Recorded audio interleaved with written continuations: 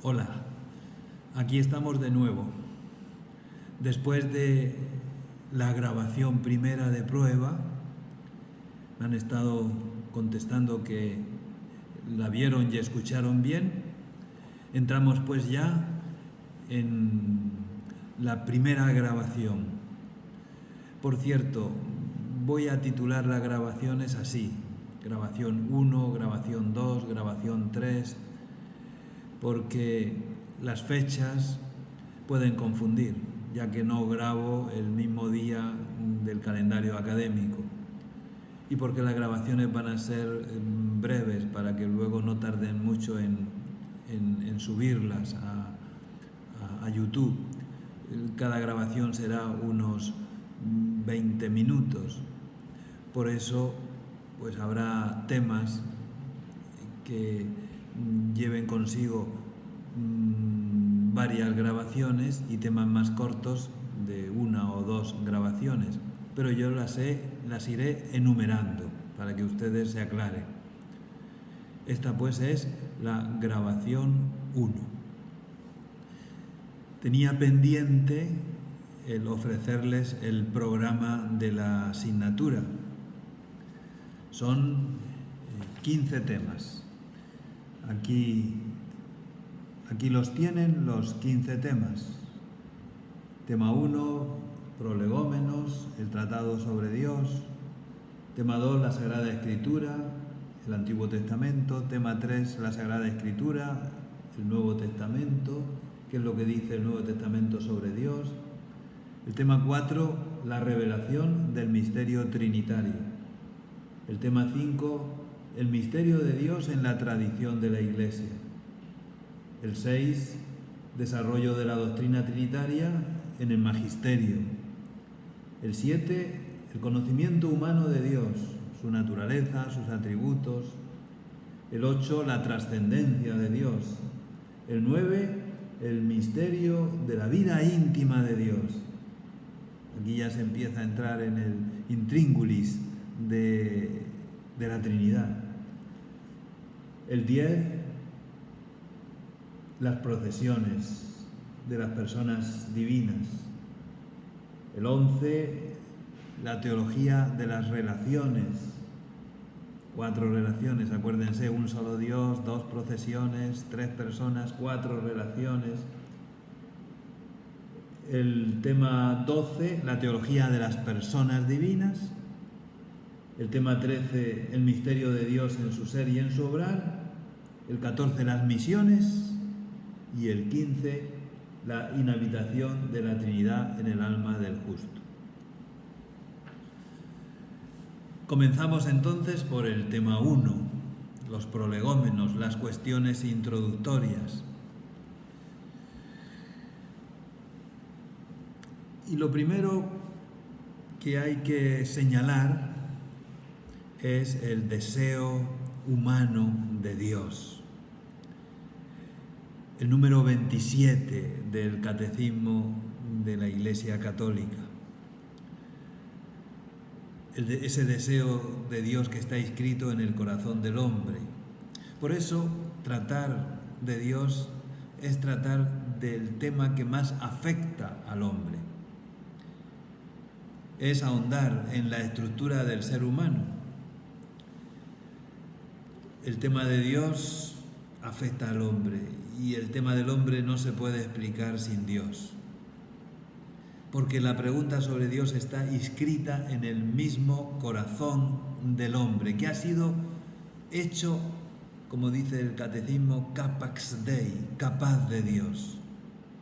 De hecho, el Catecismo comienza por ahí, comienza por explicar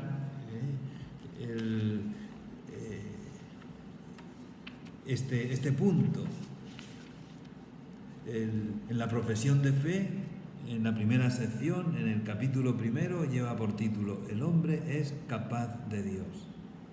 El número 27 y siguientes, pero sobre todo ese número 27 que trae una cita de la Gaudium et Spes, explicando cuál es la razón más alta de la dignidad del hombre. Precisamente es esa capacidad que tiene de Dios. El deseo de Dios está inscrito en el corazón del hombre, porque el hombre ha sido creado por Dios y para Dios. Y Dios no cesa de atraer el hombre hacia sí. Y solo en Dios encontrará el hombre la verdad y la dicha que no cesa de buscar. Catecismo de la Iglesia Católica, número 27. Antes de seguir, se me olvidaba que voy a pasar lista en estas grabaciones, porque a lo largo de la clase iré haciéndole alguna pregunta a algún alumno, y ese alumno pues tendrá que en un correo, de una forma breve y sencilla, responder a esa pregunta.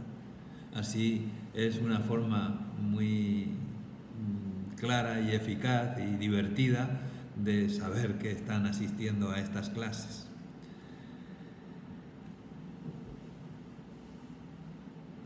El hombre implicado en la cuestión de Dios. Y está tan implicado que negar la cuestión sobre Dios equivale a negar la dimensión trascendente del hombre. Y entonces el hombre queda reducido a pura biología o a un mero producto del azar. Y se desconocería entonces esas ansias de infinito que hay en el corazón de todo hombre. Todo hombre aspira a esa plenitud, a esa felicidad.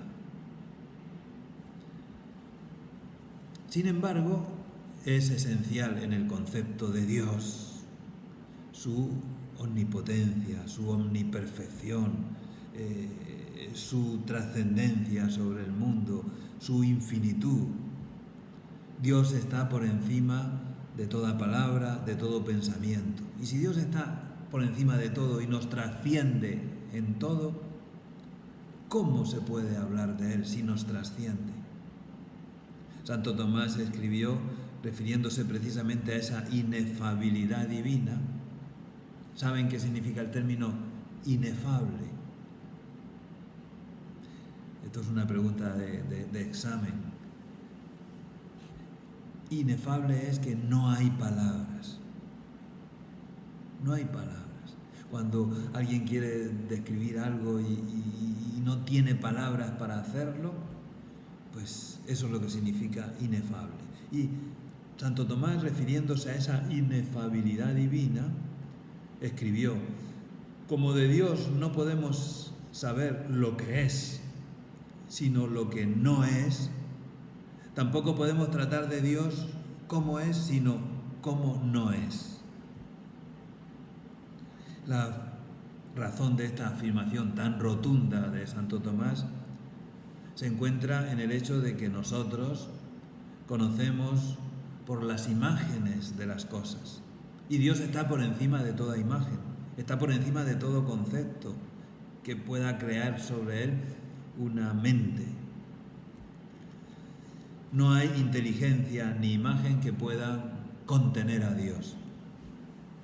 Por eso, todo lo que decimos de Dios nos parece siempre poco en comparación con lo que Él es en realidad. Incluso nos puede entrar el temor de que lo que digamos de Él, en lugar de aclararlo, en lugar de descubrirlo, lo oculte, dada la pobreza de nuestras palabras. Por eso el lenguaje sobre Dios ha de ser bien exacto y bien prudente, porque si no se corre el riesgo de hablar de un ídolo creado por nuestra fantasía, en vez de hablar del Dios verdadero.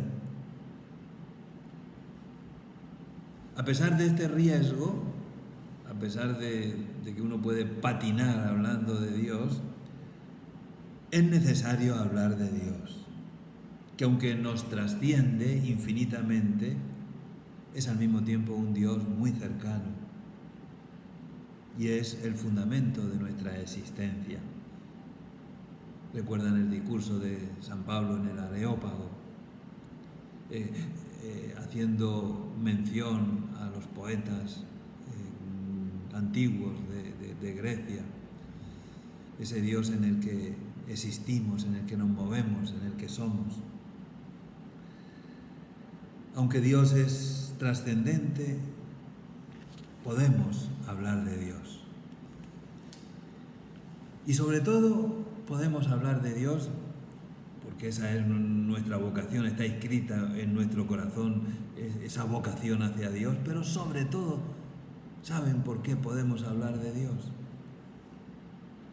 Porque Él mismo ha hablado al hombre de sí mismo. El mismo Dios nos ha hablado. Dios, como dice el comienzo de la carta a los Hebreos, Dios muchas veces y de muchas maneras ha hablado a los hombres.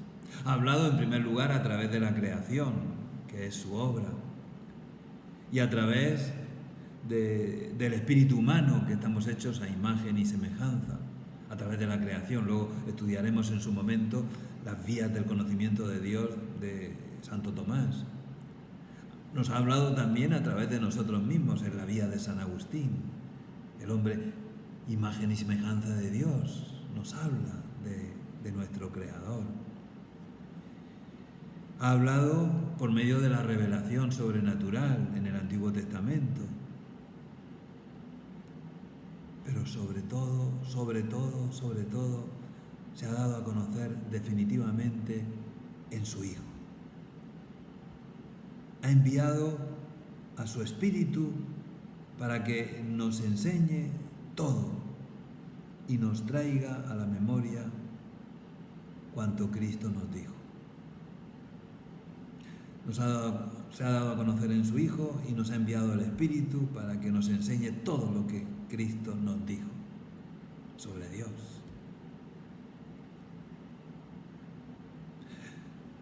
Por eso pasamos a un siguiente punto, el Dios revelado en Jesucristo, que es lo que queremos estudiar en esta materia. El verdadero Dios que se nos ha revelado en Jesucristo.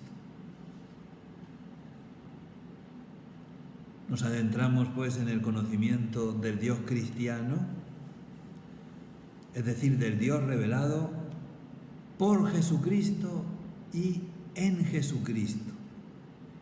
Las dos preposiciones, por Jesucristo y en Jesucristo, tienen mucha importancia en teología. Nuestra atención se centra en el Dios del que habló Jesucristo, el Dios revelado por Jesucristo, el que, por ejemplo, reveló a través de las parábolas, esas parábolas tan hermosas como la del Hijo Pródigo, pero también el Dios que se revela no solo por Jesucristo, sino el Dios que se revela en Jesucristo. Quien me ha visto a mí, ha visto al Padre.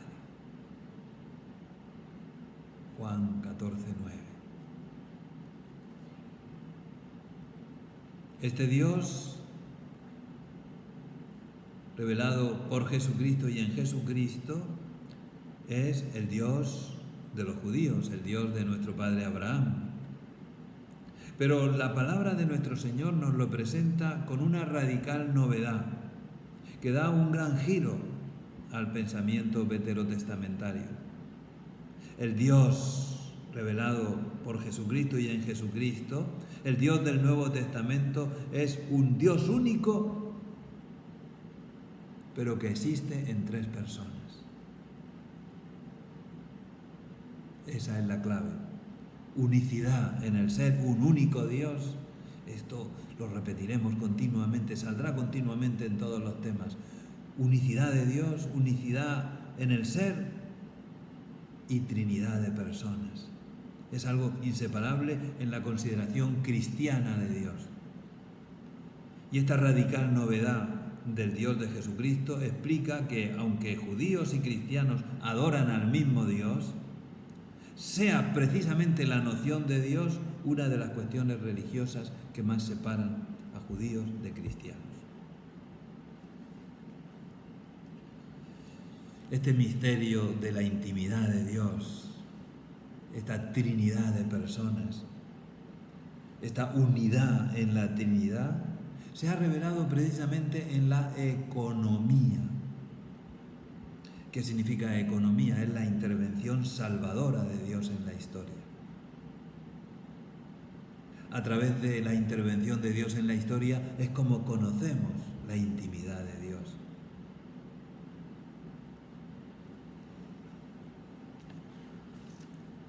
Vamos a empezar a pasar lista. Y así preguntamos a Omar Aragón, prepárese a responder a esta pregunta. ¿Qué quiere decir que el hombre ha sido hecho capaz de Dios? Pregunta para Omar y pregunta también para Orlando Ruiz. A mi correo, de una forma muy breve, contesten a esta pregunta. ¿Qué quiere decir que el hombre ha sido hecho capaz de Dios?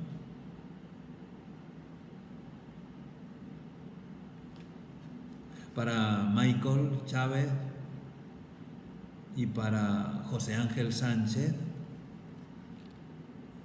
va otra pregunta.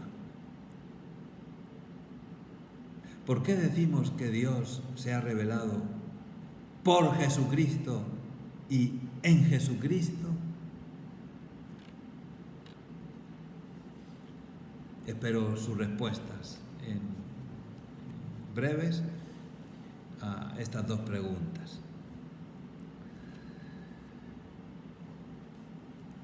Hasta aquí, aunque sea muy breve, la grabación número 1.